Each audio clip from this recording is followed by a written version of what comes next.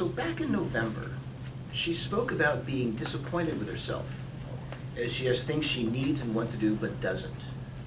And this led to what I'm talking about as the experiential X-ray. So the experiential X-ray is this idea that it's rooted in the concept of the multiplicity of self, that each of us will walk around and say I or me or Rob, or you guys will use your own names, and we present that as if it's this unified construct, when in reality, I can be seated here, lecturing to you all. I can be seated behind the wheel of my car. I can be seated in the chair in my dentist's office.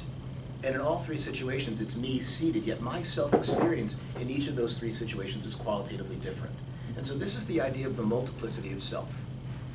And you'll hear people in the course of normal conversation routinely say things like, a part of me wants this, and a part of me wants that. And this is exactly the preamble I use to introduce the idea of the experiential X-ray, and it's an idea that is presented like this so that the person doesn't think, oh my God, he thinks I've got a dissociative identity disorder.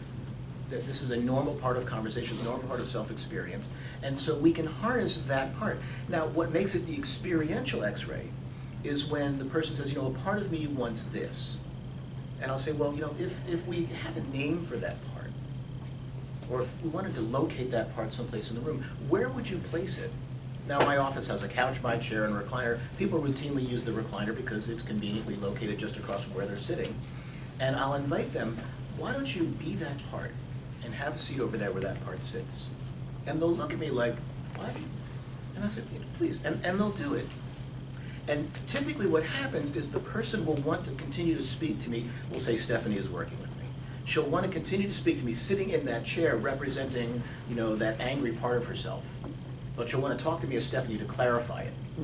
And I get a little insistent, verging on adamant, that if you're going to be Stephanie, I need you to sit back over here where Stephanie is seated, because this is where the angry part sits. And again, how you structure it, what I like about this experience with the experiential X-ray is that it gives the clinician a great deal of leeway in how to structure the situation.